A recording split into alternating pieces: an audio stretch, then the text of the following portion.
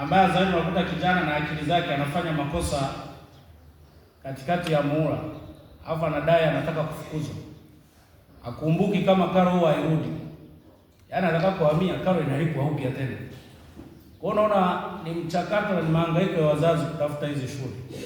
Tena shule kama seminari, watu wanapambana huko mtaani ili walau cheti chake kiandikwe hata seminari. Ndio maana siku hizi utatembea tu mtaani utakuta yaani seminari ni nyingi tu, lakini walau zile ambazo sio za kweli, ukiandika jina seminari tu kuna muda itakoma tu, shule nyingi zinapotea, lakini wanaandika ili kuwavutia watu. Sasa wazazi hawa na nyie watoto mlihangaika mkapata shule hii ambayo ni seminari. Shule hii na wote waliomo humu wote, iwe mwalimu, mpishi, si nani, kila mmoja, wote wanasimama kwenye nafasi ya Elisha. Wamewaelekeza kimsingi. Na kwa vile mko hapa leo na suti zenu, pengine mlikuwa watii mpaka mkawa hapa. Msingekuwa watii, pengine mngeishia huko njiani, pengine watu mngekuwa mmeshafukuzwa kama Elisha. Tunatumaini baada ya kutoka hapa shuleni, shukrani yenu kwa wote waliohusika kwenye malezi yenu ni kuyaishi yale mlioelekezwa. Ni kuyaishi yale mlioelekezwa na kufundishwa. Lakini msisahau seminari mlikolelewa. Kwa hiyo baadaye mtapata kusikia kati yetu wapo watu wamekuja kwa sababu walisoma hapa. Yaani ni sehemu tu ya shukrani, wamekumbuka kwamba kuna kipindi sisi tulikuwa hapa. Kwa hiyo na nyinyi tunatumaini ipo siku mtafanya nini? Mtarudi. Uweza kutambua msaada mliopewa hapa, malezi mliopatiwa katika mazingira haya. Sasa sisi wengine tulio katika nafasi ya Elisha, kazi yetu kuu ni kuwaelekeza watu tuliowatendea mema hayo kwa Mungu. Daima wamshukuru Mwenyezi Mungu. Unajua mtaani kuna mtu akikutendea kitu unaweza ukajuta. Kuna mtu anaweza kukununulia kitu ukajuta hata kukitumia. Sababu kile utakapopita mnamwona huyu, nisingekuwa mimi asingetoboa. Nisingekuwa mimi hana lolote. Au ukipita hata na gari amekusaidia, nisingekuwa mimi angekuwa anatembea kwa mguu. Elisha tumuige mfano. Sasa walimu na wafanyakazi, pengine hata na wanafunzi wenyewe, hata nyewe wenyewe kati yenu, na mara moja huwa tunatania na mtu anakuambia kwamba nisingekuwa mimi huyu asingekuwa padri, kwamba nilikuwa namsaidia darasani, yaani sasa hayo yote.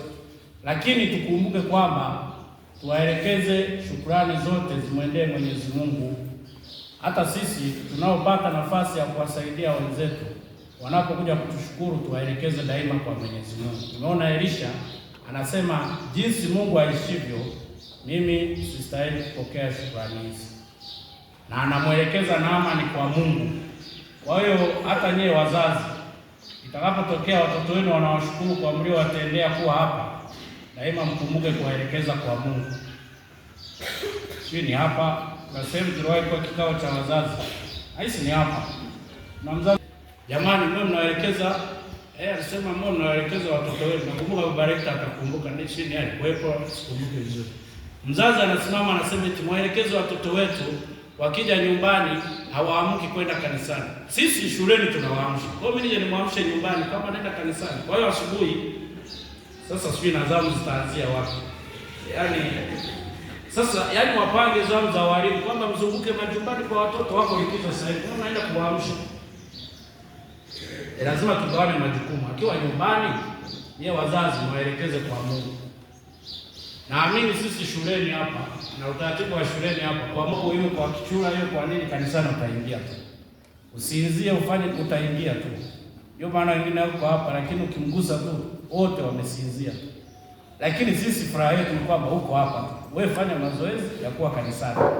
Kwa hiyo nyinyi mnapoenda nyumbani mwaelekeze watoto wenu kwa Mungu daima, wao shukrani kwa nani? Kwa Mungu.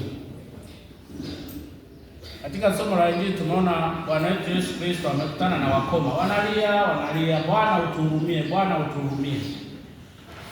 Kipindi kile kilio hiki cha wakoma unaweza kukifananisha na hao vijana kipindi wamemaliza form 4 au kidato cha 4.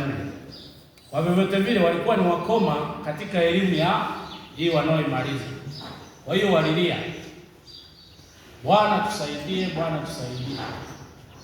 Na hatimaye sasa katika kuomba msaada, seminari ikajitokeza ikawa msaada kwao, na kimsingi seminari inakuwa msaada kwenu, kuweka mapenzi ya Mwenyezi Mungu kwenu, yaani ni Mungu tu amewasaidia kuwa hapa na kuyapokea hayo. Mmekuta amewaandalia walimu, amewaandalia wapishi, amewaandalia walezi, kila mmoja. Walimu wote hapo waliofundisha, kuna mwalimu aliyewahi kusoma ili akufundishe wewe? Alisoma awe mwalimu? Kwa na wewe umekutanishwa tu na Mungu. Kwa unaona wakoma wanakutanishwa na Kristo. Neno analowaambia, anawaambia enendeni mkajionyeshe kwa makuhani. Wao ili watambulike kwamba wamepona. Ulipokuwa ukiugua ukoma, unatakiwa kwenda kwa makuhani ili wakuandikie kibali tena kwamba huyu amepona, anaruhusiwa kuchangamana na wengine. Kwa hiyo nyie mlilia sana kama wakoma, mkiomba kupatiwa elimu ya kidato cha 5 na 6 mnayohitimu leo, lakini huku mlikutanishwa na walimu, mmekutanishwa na seminari. Siku ya leo tunapomshukuru Mwenyezi Mungu kwa ajili yenu, tunawatuma sasa, nendeni mkajionyeshe kwa makuhani, nendeni mkajionyeshe ulimwenguni. Popote utakapokuwa, ni wazi, ni lazima watambue kwamba wewe, na vizuri kwamba tunawapa na vyeti kwamba nenda utambue kwamba usoma seminari.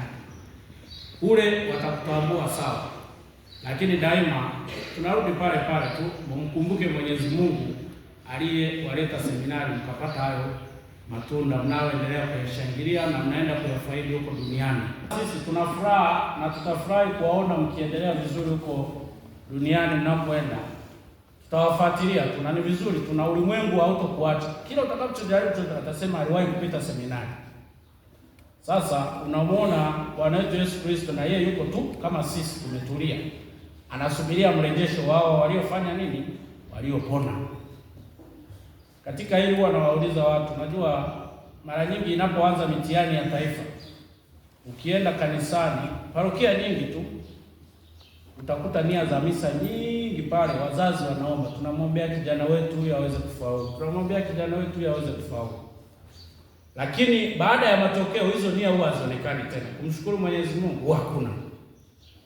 Mara nyingi baada ya matokeo ukimuuliza, ukija kwa mzazi hapa, simpo nyewe wazazi hapa, ukija kumwambia hongera kwa kijana wako amefaulu. Wa kwangu ni kawaida tu, amefaulu kama kaka zake. Kama ulijua kama atafaulu kama kaka zake, kwa nini umeleta nia hamisi? Kama ulijua kama atafaulu kama kaka zake, sangebaki nyumbani akasomea huko. Kumbe daima shukrani ni jambo la msingi. Hata katika tu maisha ya kawaida, kuna mtu unamkuta na ngozi nyeupe tu vizuri, haukuagi, afanye nini, unamuuliza, hongera mama fulani, ngozi yako ni nzuri, naona ni nyeupe. Kwetu sote ni weupe. Nadhani alizaliwa mweusi, alifanya maombi. Alafu anasahau, na watu siku hizi wakuta mtu anauhangaikia huo weupe, wewe hujaweka hata chochote. Ndio maana ulimwengu wa leo watu wanahangaika, unamkuta amekuwa kama soda ya Pepsi. Unajua soda ya Pepsi koje? Kichwani ni mweupe, mikono ni meupe, lakini ukibahatika kuchungulia miguu, unajua yeye wenyewe miguu yaani juu ni Mwafrika, chini ni juu ni mzungu, chini ni Mwafrika. Watu wanauhangaikia huo weupe na wanautamani, lakini mtu anaona ni mazoea tu. Kumbe na nyie msiende kimazoea kwamba tumefaulu kama wengine tu.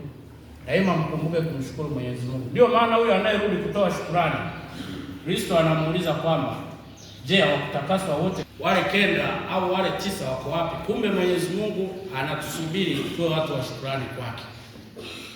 Na sisi daima seminari itawasubiria mwe watu wa shukrani wa shule yenu ili wasaidia. Vile vile na walimu wenu, kila mmoja na wazazi wenu wanawasubiri mwe watu wa shukrani kwao, kwa kuthamini kile walichowatendea. Daima tuendelee kuwa waaminifu. Ndio maana Bwana wetu Yesu Kristo katika kumwaga huyo anamwambia, enenda, imani yako imekuponya.